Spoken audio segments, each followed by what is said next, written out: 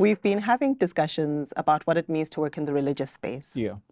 Within the LGBT space, religious leaders have been a key force in driving the anti-gender movement, the anti-LGBT movement. We see this happening in Kenya. We see really troubling developments in Uganda.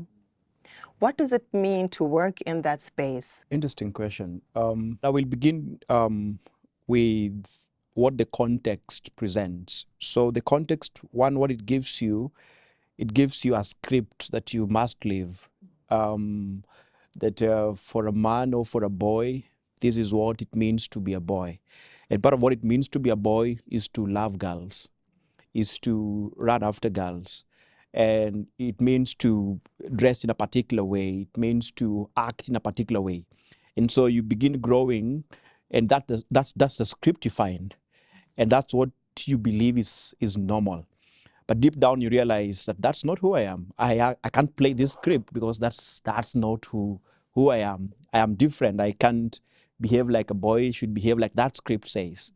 And so as you grow up, the first thing you realize is that there's something wrong with me. And so it begins to get to levels where people talk about it. And so you kind of say, yeah, I know it's me they're talking about. So it comes with low self-esteem. Then it comes with hiding. And then it comes with other things. Sometimes it even comes with like a thought of harming yourself because you feel like I'm an outcast here. Basically because of the script that you're born and you found that this is what is existing and this is how boys should be.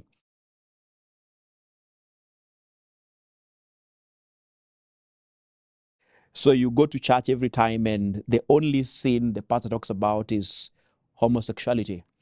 And they keep saying some things like Sodom and Gomorrah, Paul says what, who does what. And so you leave your community where you already feel you are so much an outcast. You go to a place you feel church, there should be love, there should be fairness, there should be equality. And in church you get the heaviest clobber. So you're a sinner, you're hell-bound, and all these things. And then so because that's what you grow up with, you believe it's true.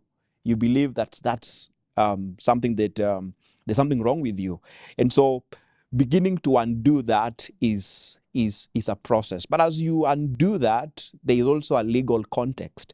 There is a political context that issues of LGBTIQ plus are used for political mileage. People bringing bills towards the election.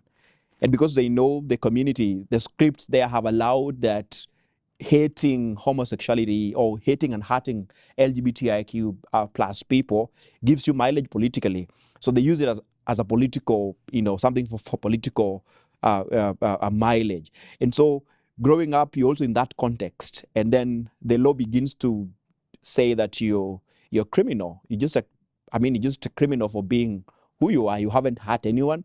You haven't said nothing to no one, but you're just a criminal. If you go to many African histories, sex and sexualities and sex talks and kinkiness were things that people did so openly. It wasn't something to be ashamed of. And so contact with Western missionary enterprise that came to Africa begins to tag some of those things as barbaric, as awkward. So attaching shame to it, so that then sex and identities do not become a thing to celebrate. It becomes a thing to be ashamed about. And so I would begin that with contacts to Western missionaries, to Arab traders, that then brings the language of shame to sex and sexuality and expressing it publicly. So then it removes sex from and sexuality from a public space and throws it to something private, something you need to be ashamed about. So African people, and I'm going to be bold. African people are spiritual people. In actual fact, we are spirit.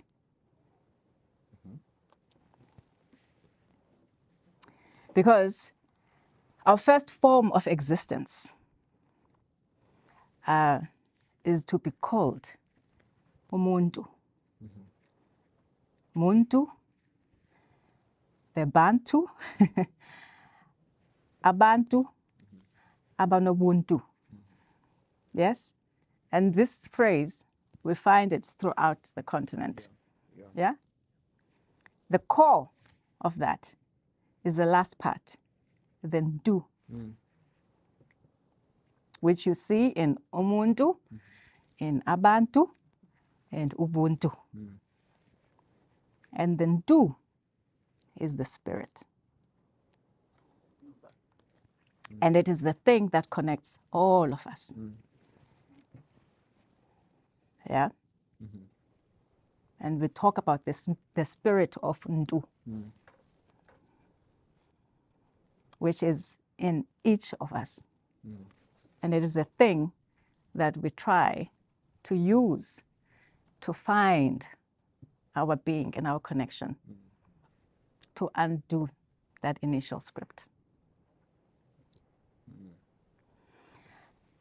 And so it's a complicated thing, because a lot of people now, because of the other script is a very strong script, right? And if we talk about spirituality is also a very powerful thing.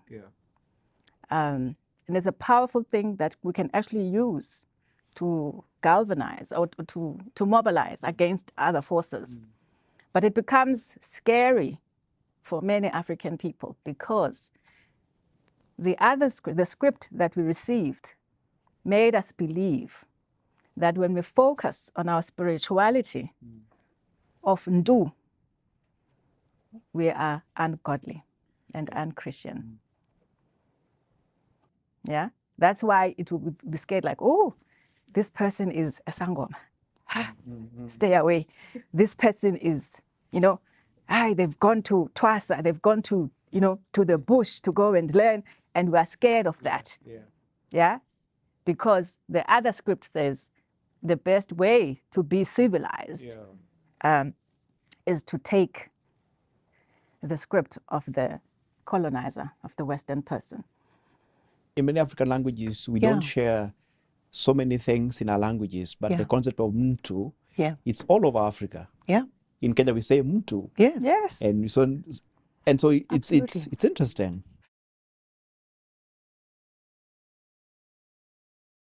This acronym, as I said, has invisibilized lived realities. So LGBTIQA+ is supposed to be the same all over the world. How is that possible? No, it's not possible. You live in a rural context in Kenya. Like, how can your struggles be the same as somebody living in Amsterdam? There is no way. And so there's that invisibility of the particularities of our struggles. There's also the way in which that term has traveled from elsewhere, and we've just had to take it on. Yeah, I mean, many people actually don't even know how to say LGBTQIA+. The late Nyavanga Wainana said, he used to say, this acronym, these people of the acronym, and would say, you are all ligibits. Ligibits. Yeah, and I like that, because it's like, we have to make meaning of what this thing is. Like, why are we an acronym? Why are you MSM? Why do you accept to be MSM? So we cannot be an acronym. And why I like referring to Pinyabang is, but he said, you need to, if you want to identify yourself, you need to have a thing that makes meaning. So you are going to be a ligibit. We are all ligibits. I feel that struggle, because connecting it to what you're asking about coming out, I was like, so I come out as who to who? But then for me, I was like, okay, so am I bisexual? I don't know what that even means. And then so to be safe, I'm saying like I'm queer, because that is a bit clouded. People don't know what it means.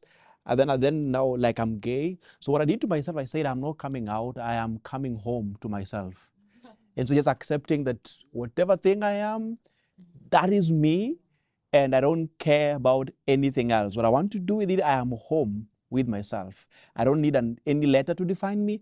I don't need any scripture, any script. I'm just home with myself. Yeah. So it's no longer coming out, it's coming home to me. Yes, Yeah.